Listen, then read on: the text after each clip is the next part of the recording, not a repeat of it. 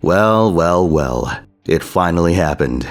A terribly worded sentence way back in 2018 implied the existence of a single Target Dantes.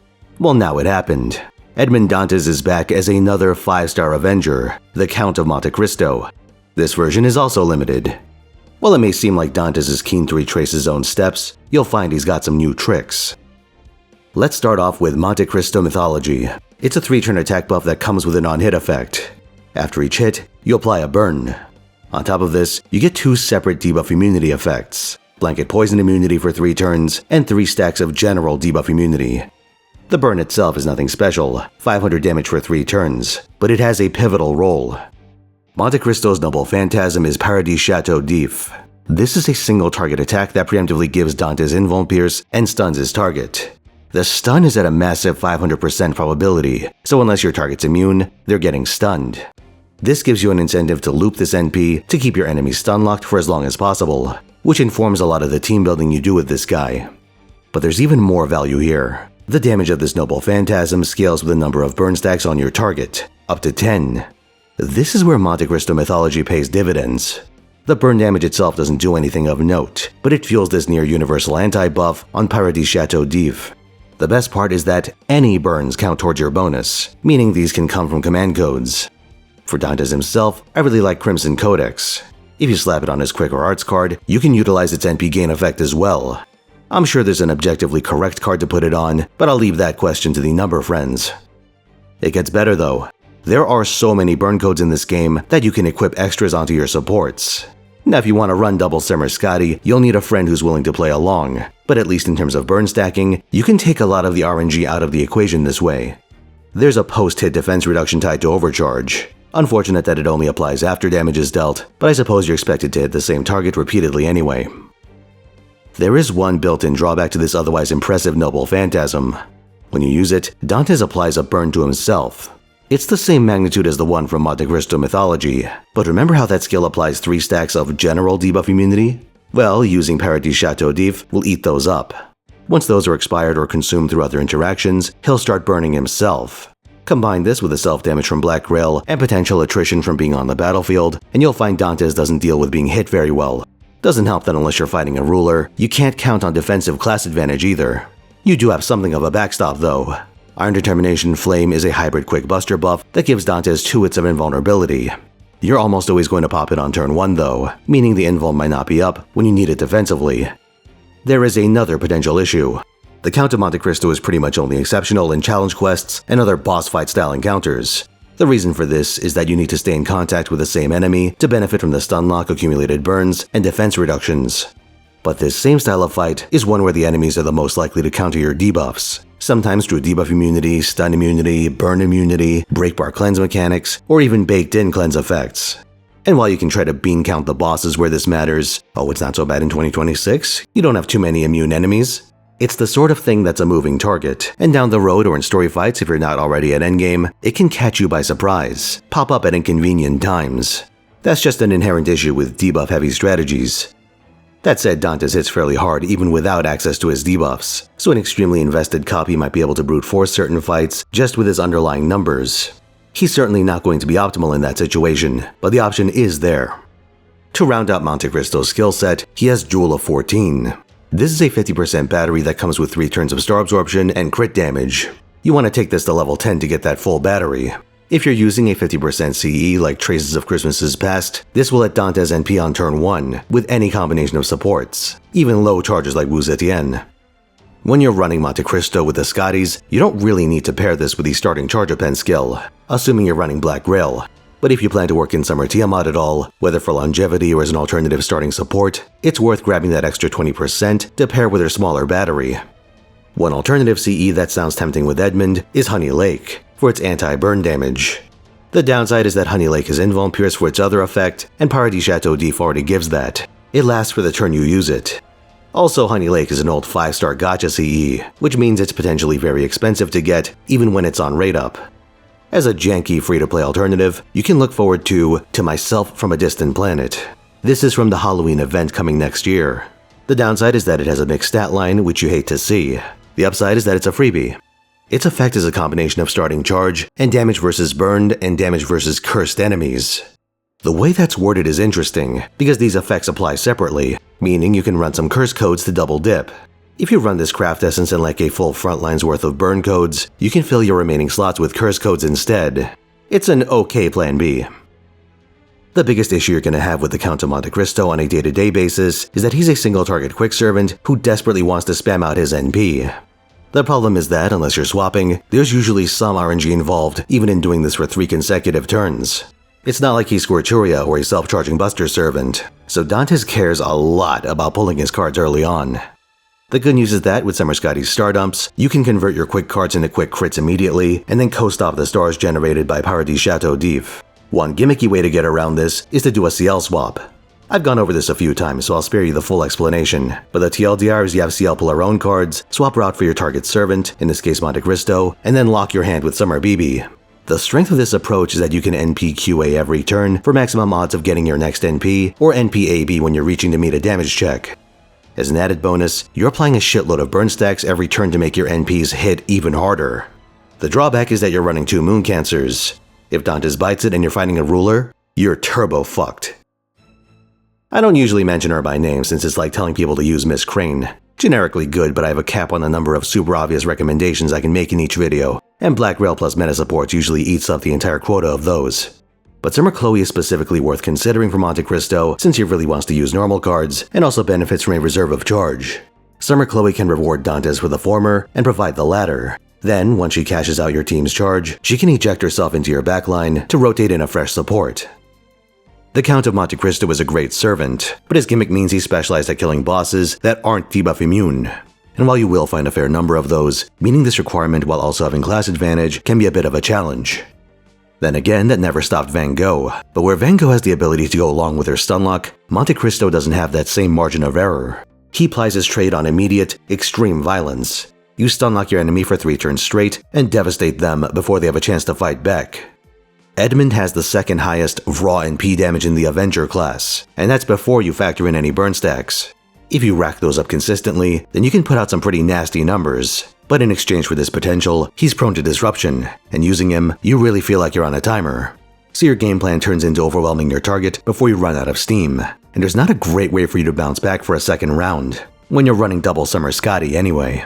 You can luck out and muddle through, but I personally dislike trying to pilot Dantes through downtime.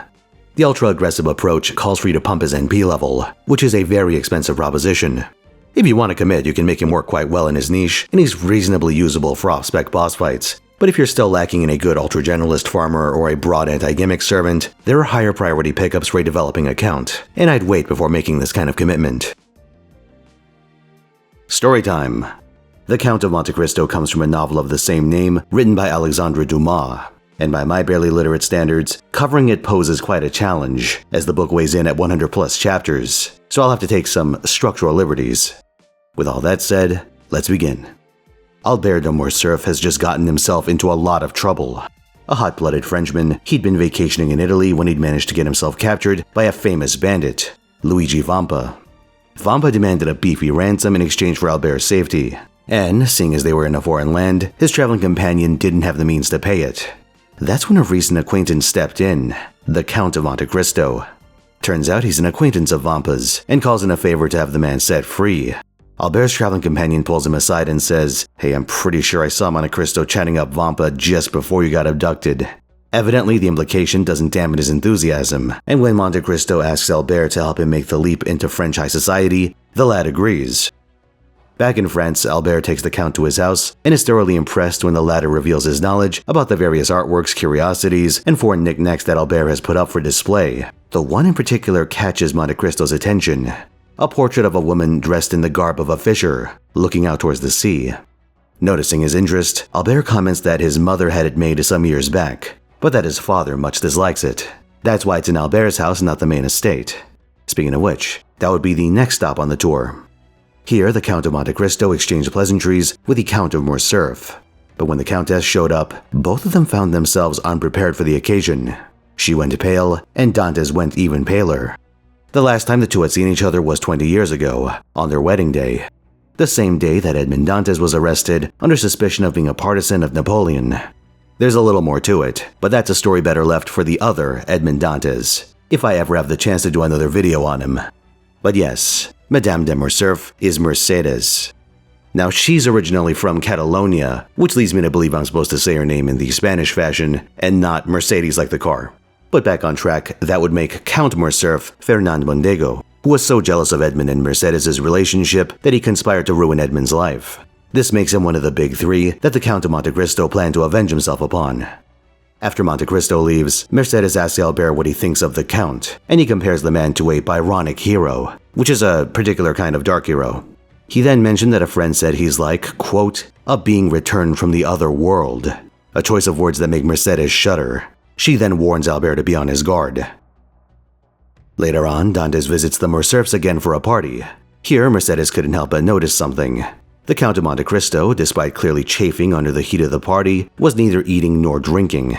When the party moves outside at her initiative, she takes the Count to see the many fruits of the garden and offers them in turn, only for him to decline.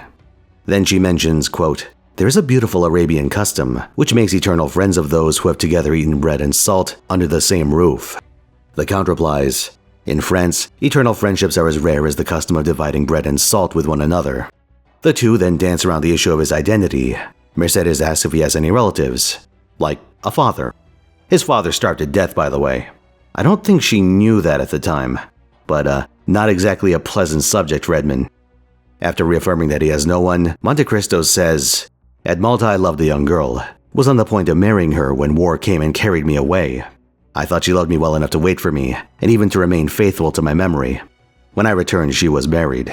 This is the history of most men who have passed 20 years of age. Perhaps my heart was weaker than the hearts of most men, and I suffered more than they would have done in my place. That is all. And you have forgiven her for all she has made you suffer? Her, yes. But only her. Do you then still hate those who separated you? I hate them. Not at all, why should I? At this point, Mercedes doesn't seem particularly convinced and offers him the grapes again. When he refuses, she hurls them into a nearby bush. Inflexible man.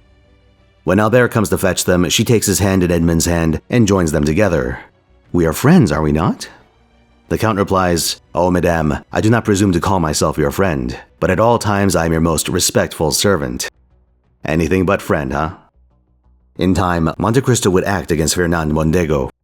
It was all over the newspapers one morning. Alleged misdeeds of the Count of Morcerf during his time as a soldier in the East. The only one who didn't seem to know was Mondego himself, so when he stepped into the House of Peers that day, he was blindsided by the charges. That he had betrayed the trust of his benefactor, Ali Pasha of Yanina, turning his castle over to the Ottomans and, worse yet, selling the man's wife and child into slavery. At first he mounted a thundering defense. Though he had no witnesses to call upon, he said his own military record was proof enough that these charges were pure slander. That was when Haiti, a slave that Edmond purchased in the East, entered the chamber, presenting evidence of Mondego's crimes, including a bill of sale for her and her mother, listing him as the seller. Not directly to Dantes, mind you. He sold the two to a slaver in the Ottoman Empire. Her mother died in captivity, and Dantes found her sometime later. But to the accusations, Fernand could only say that he had no idea who she was. Her reply was this: you do not know me? Well, I fortunately recognize you. You are Fernand Mondego, the French officer who led the troops of my noble father. It is you who surrendered the castle of Yanina. It is you, sent by him to Constantinople to treat with the emperor for the life or death of your benefactor, brought back a false mandate granting full pardon. It is you who, with that mandate, obtained the Pasha's ring, which gave you authority over Selim, the firekeeper. It is you who stabbed Selim. It is you who sold us, my mother and me, to the merchant El Kobir. Assassin! Assassin! Assassin! And you still have on your brow your master's blood. She then identified the betrayer by a particular scar on his right hand. All Mondego could do was shove that hand in his coat. But as the screws tightened, he lost his nerve and fled the chamber.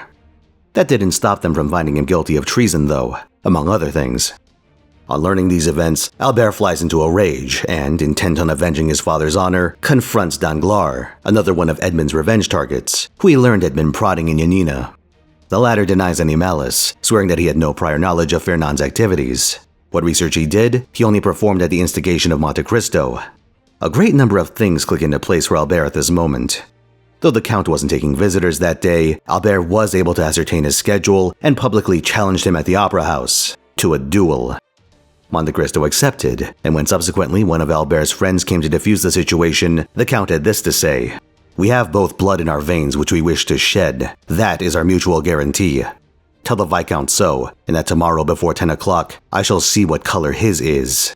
Not only was Monte Cristo going to accept this challenge, but he had every intention of killing Albert, the son of his most hated enemy. He would then be approached by Mercedes, who reveals what she suspected the whole time. "Edmond, you will not kill my son." Her just coming out with it surprises the Count so much that he drops the pistol he was preparing. "What name did you pronounce then, Madame de Morcerf?" said he. "Yours," cried she, throwing back her veil. "Yours, which I alone perhaps have not forgotten. Edmond, it is not Madame de Morcerf who has come to you. It is Mercedes."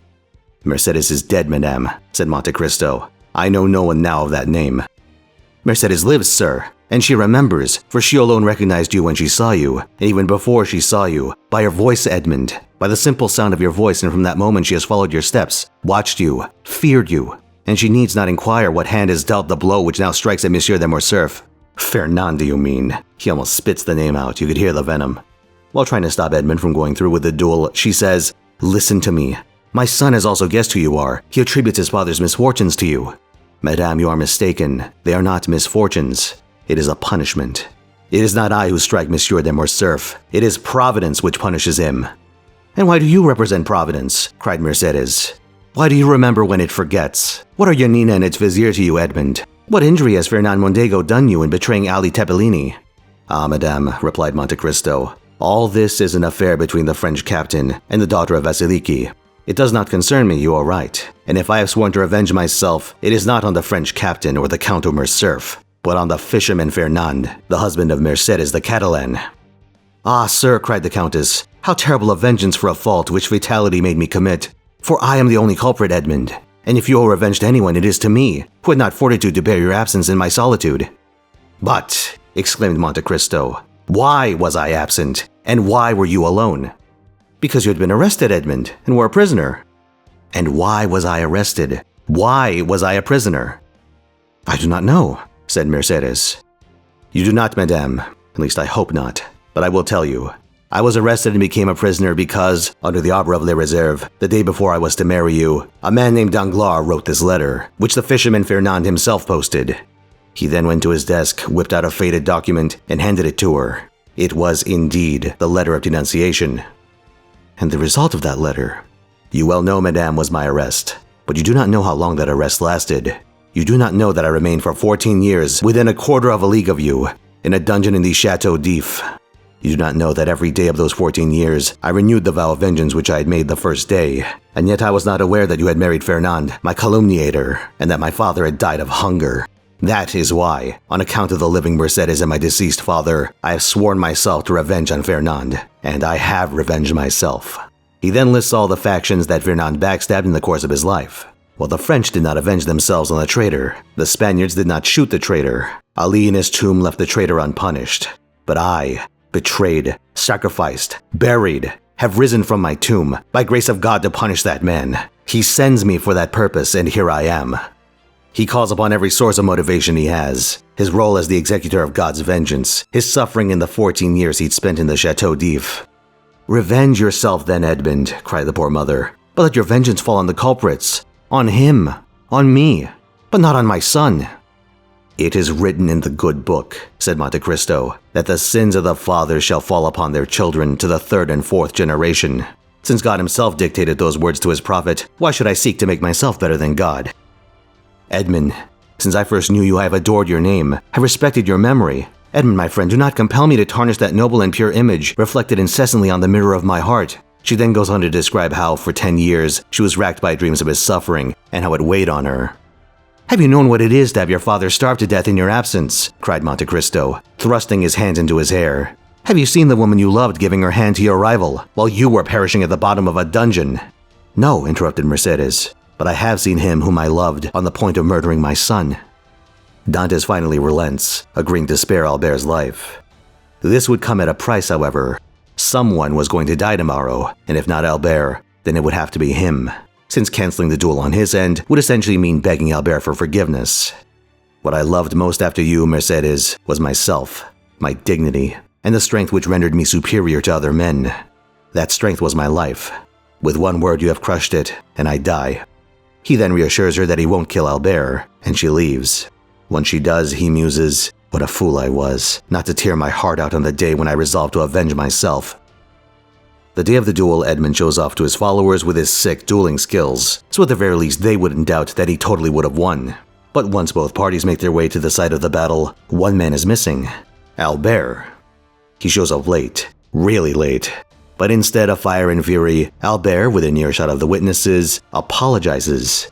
Instead of trying to convince Dantes that no one needed to die that day, which wasn't going to happen, Mercedes had instead told Albert everything she knew and everything she'd learned the day before. It is not Fernand Mondego's treachery towards Ali Pasha which induces me so readily to excuse you, but the treachery of the fisherman Fernand towards you, and the almost unheard of miseries which were its consequences. I say, and I proclaim it publicly, that you were justified in revenging yourself on my father, and I, his son, thank you for not using greater severity. Though circumstances rendered a true friendship between the two of them impossible at this point, the two parted with a newfound respect for one another. Back at the Morcerf estate, Albert walked past his collection of curiosities, grabbed his mother's portrait, and left all of his other wealth and finery on his desk, along with an inventory of what he was returning. Mercedes had done the same with her possessions. Neither could bear living fat off the fruit of Fernand's countless betrayals. Albert even resolves to abandon his surname, taking his mother's maiden name and becoming Albert Herrera at her suggestion. Though they resolved to endure their newfound poverty with grace, they received a letter from the Count of Monte Cristo, directing Mercedes to return to where it all began: Marseille. In the old Dantes house there was a garden, and in a particular corner he had buried an iron box under the shade of a fig tree. In this box was the money that the sailor Edmond Dantes had once saved up to start a family with his fiancée, Mercedes Herrera. Though it's a small sum compared to the numbers that get thrown around in this story, it would be enough to see out the rest of her life without needless hardship. While Albert and Mercedes were reading his letter, the Count of Monte Cristo was receiving an unusual visitor: Fernand. The Count of Morcerf had been anxiously waiting at home. When Albert returned, he assumed that the boy had won and that his honor was avenged. Obviously, that was wishful thinking. And once he learned the truth from a valet, Fernand armed himself and boarded a carriage to meet his newfound enemy. Once in the same room, the two counts size each other up. Fernand takes the opportunity to wonder if his son is a coward, and an unamused Monte Cristo recommends he say that to the boy's face and see what happens. He then lists Fernand's many betrayals as a general: the Spanish, Ali Pasha in Ottoman Greece, Napoleon himself at Waterloo. At this, Fernand demands to know the true name of his enemy. You call yourself in Paris the Count of Monte Cristo, in Italy, Sinbad the Sailor, in Malta I forget what. But it is your real name I want to know, in the midst of your 100 names, that I may pronounce it when we meet to fight, at the moment when I plunge my sword through your heart. This fills Monte Cristo's eyes with, quote, devouring fire, and he leaps out of the room, returning in the garb of a sailor. Though at first baffled by his actions, Fernand loses his strength upon recognizing the specter in front of him. He can only stop himself from collapsing by grabbing a table. Of my 100 names, I need only tell you one to overwhelm you. But you guess it now, do you not? Or rather, you remember it. For notwithstanding all my sorrows and my tortures, I show you today a face which the happiness of revenge makes young again. A face you must have often seen in your dreams since your marriage with Mercedes, my betrothed. Edmond Dantes. Though his limbs were rendered limp from despair, Fernand fled Monte Cristo's residence and back to his own. Though he encountered Mercedes and Albert, he instinctively hid from them. They were leaving, and the last words he heard from Albert were, "Courage, mother. Come, this is no longer our home." The coach carrying the pair left, and neither of them had even cast a glance behind them. Then Fernand took hold of his gun, and a single shot rang out. The rest of Edmond Dantes' revenge would proceed largely according to plan. For the perfidious Villefort, the prosecutor who condemned him despite knowing his innocence, Monte Cristo would poison his family from within. His wife, Madame de Villefort, was in an awkward spot. She was his second wife, and her son, Edouard, stood to inherit a comparatively paltry sum compared to Valentine, a daughter from Villefort's first marriage. Also, her name's written like Valentine, but apparently it's pronounced Valentine because French is a lovely language that makes zero sense if you learn English first. Monte Cristo introduces Madame de Villefort to a special compound, one that heals in small doses and kills in much larger ones. Well, surprise, surprise, people start dying unexpectedly, and Valentine inherits the fortune of her mother's family prematurely. Once she dies, that sum would fall to Edouard, as Villefort's successor. But Monte Cristo tips Valentine off and tells her to fake sleeping, which leads to her seeing her stepmother dose her bedside drink. Despite this clear treachery, the gentle Valentine can't bring herself to expose Madame de Villefort directly. Edmond then hands her a pill and asks, "Do you trust me?" In the morning, Madame de Villefort snuck back into Valentine's room and, seeing the partially empty glass, threw the rest of its contents into the fireplace. Dantes had emptied some of it earlier to make it look like Valentine had drunk the lethal cocktail. She then checked on the girl herself. No breathing, no heartbeat. Yep, dead. At last, her scheme had come to fruition. Hours later, when the household staff discovered Valentine's condition, they flew into a panic. Villefort himself was inconsolable. Then everything went quiet. Madame de Villefort, summoning the strength to fake crying for the girl she just killed, then made her way to the scene of the crime. That's when she saw something that really shouldn't be there. On Valentine's table, the glass, the one she had emptied, was partially filled again. The household doctor was examining it, and after some testing, stated the obvious. In the aftermath of Valentine's death, Monsieur de Villefort swore to bring his daughter's killer to justice. Out of grief, yes, but also to stop her other would-be avengers from bringing public scrutiny to his household. But the matter of Valentine's funeral would take precedence. He called for a priest, the nearest one being a certain Abbe Busoni, who would then speak to his father at length. Sometime later, while drowning himself in legal work to take his mind off his recent loss, Villefort noticed something. His father staring out a window, his face fixed into an expression of utter hatred. His blood ran cold once he traced his gaze and saw what he was looking at. His wife. Later that same day, Villefort entered his wife's chambers and, after sending Edouard away, turned his attention to her. Where's the poison? Against weak and panicked protests, Villefort tells her that he knows what she's done, and upon seeing her reaction to his talk of punishment, says this. Did you think the punishment would be withheld because you are the wife of him who pronounces it? No, madame, no. The scaffold awaits the poisoner, whoever she may be. Unless, as I just said, the poisoner is taking the precaution of keeping for herself a few drops of her deadliest poison. You see, his wife being found guilty at trial would lead to a public execution, one that would severely damage his own reputation and Edouard's as well. You will understand that you are not to die on the scaffold. Where do you keep the poison? Though dumbstruck at first, Madame de Villefort at last realizes her husband's meaning. She begs and pleads for mercy, but he will not be deterred. If on my return justice has not been satisfied, I will denounce you with my own mouth and arrest you with my own hands. He then left, as he had a trial that day. But the halls of justice would provide no reprieve to Monsieur de Villefort. When asked to provide his name, the defendant said this. I cannot tell you my name since I do not know it, but I know my father's and can tell it to you. He is named de Villefort. The story of this guy, who goes by Benedetto, is much too long and involved to get into here. But I can tell you two things. One, he's a seriously rotten son of a bitch. And two, he's Villefort's legitimate son, one that he had literally tried to bury as a baby. A scream echoed out from the stands. A woman had fainted upon hearing the details of Benedetto's birth. This was Madame Danglars, who is the man's birth mother, and someone will have cause to deal with later. Seeking to reestablish some semblance of order, the trial's president demands proof. A manic Benedetto turns to Villefort. Father, I'm asked for proofs. Do you wish me to give them?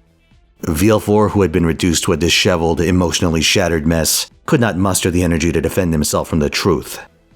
I acknowledge myself guilty of all the young man has brought against me, and from this hour hold myself under the authority of the procurer who will succeed me. He then left. On the ride back home, he remembered that last argument he had with his wife, and with the fury of his vengeance dulled by the revelation of his own crimes, began to regret his words.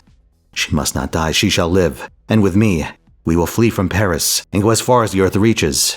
I told her of the scaffold, oh heavens, I forgot that it awaits me also. How could I pronounce that word? Yes, we will fly. I will confess all to her. I will tell her daily that I have also committed a crime. Oh, what an alliance, the tiger and the serpent, worthy wife of such as I am. She must live, that my infamy may diminish hers. Keeping this ember of hope in his heart, Villefort urged his coachman to return home with extreme haste. At home, he leapt out of the carriage and sprinted up the stairs to Edouard's room. Empty. He then bolted for his wife's, but found it locked. Hearing only a faint reply to his cries, he threw himself at the door to break it open. His wife was lying on the ground. Within a few short moments, she expired. Though stunned in horror, a question snapped him back into action. Where's Edouard? He ran out into the halls, demanding to know where his son is. A servant then says, Madame de Villefort sent for him half an hour ago. He went into our room and has not been downstairs since. He made his way back. He had been so horror-struck at his wife's death that it hadn't occurred to him to look past her body. Edouard was on the sofa. Asleep, yes, he must be asleep. Villefort embraced his son, calling for him to wake up. It then occurred to him that Edouard was cold. He checked for a pulse. Nothing, but his jostling knocked something loose. It was a letter from his wife. You know that I was a good mother since it was for my son's sake I became criminal. A good mother cannot depart without her son. Villefort made his way to his only living relative, his father Noirtier. He was not alone. Seeing Abbé Busoni, he bitterly remarked, "Do you then never appear but to act as an escort to death? I come to tell you that you have sufficiently repaid your debt, and that from this moment on, I will pray to God to forgive you as I do." That wasn't Abbé Busoni's voice, not the one he was accustomed to. The priest throws off his disguise, revealing the Count of Monte Cristo. "I am the specter of a wretch you buried in the dungeons of the Château d'If. God gave that specter the form of the Count of Monte Cristo when he at length issued from his tomb, encircled him with gold and diamonds, and led him to you. I am Edmond Dantes." Rather than having its intended effect, Villefort replied to this revelation by dragging Dantes up the stairs to his wife's room. "See, are you well avenged?" Far from gloating, the Count of Monte Cristo went pale. He then grabbed the boy's body and took him into Valentin's room, so that he might hope to revive him with the materials left therein. As for Villefort, quote, he tried to follow Monte Cristo, but as though in a dream he was transfixed to the spot. His eyes glared as though they were staring through the sockets. He griped the flesh on his chest until his nails were stained with blood. The veins of his temples swelled and boiled as though they would burst their narrow boundary and deluge his brain with living fire.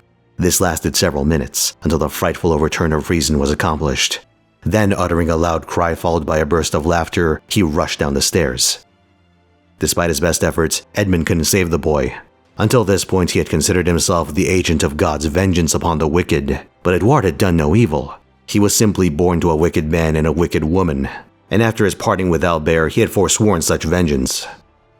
Returning downstairs, Monte Cristo saw Villefort digging a hole in the garden, muttering something about finding him, even if he had to dig forever. Recognizing that Villefort had lost his mind, a sullen count left him to his madness. If only he'd held on to his wits for an hour longer, Edmond may have told him that his daughter was still alive. But Valentin at least would live on, having awoken from the false death induced by the Count.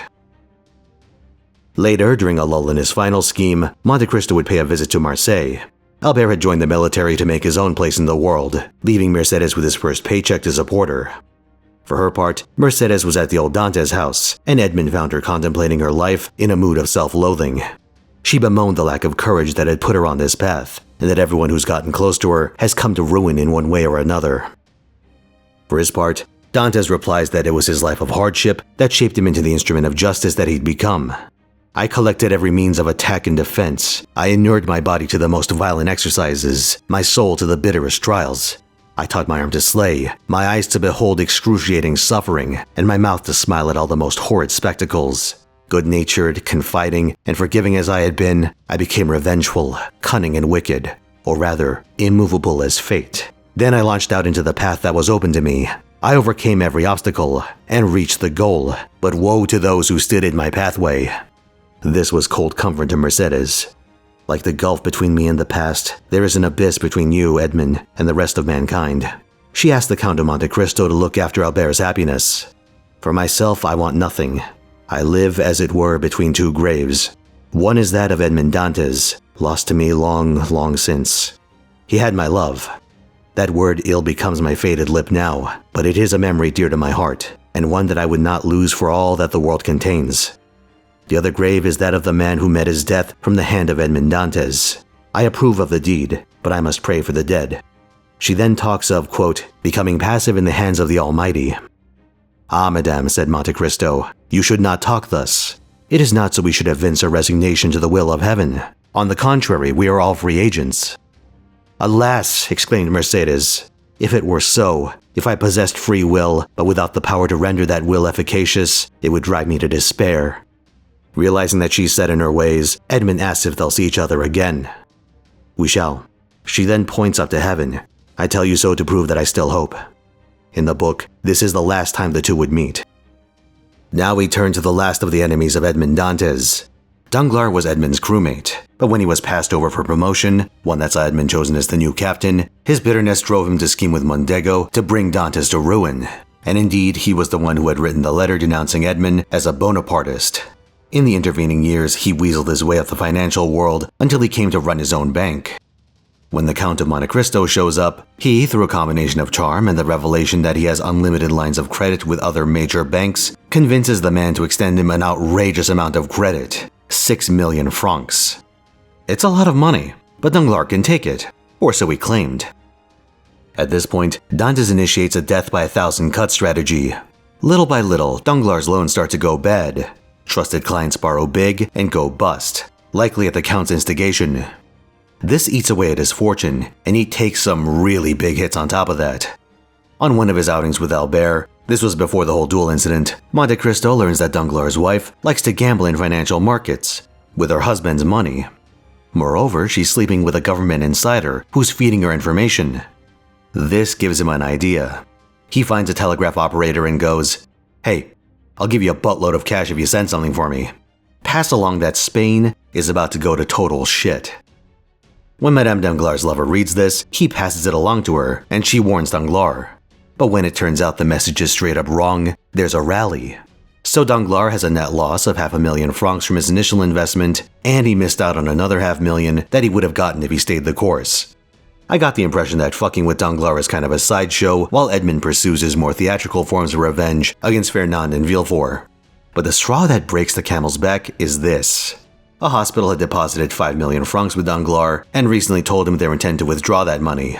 On the day that this withdrawal is to happen, Monte Cristo shows up, sees the 5 million francs in checks and says, "Oh cool, remember my 6 million franc line of credit?